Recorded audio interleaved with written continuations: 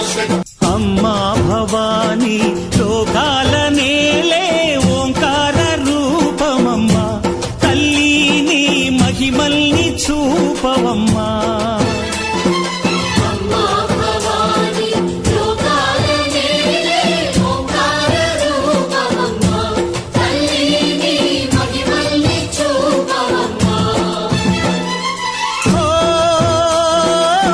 సృష్టికే దీపమా, శక్తికే మూలమా, సింహరథమే నీదమ్మా.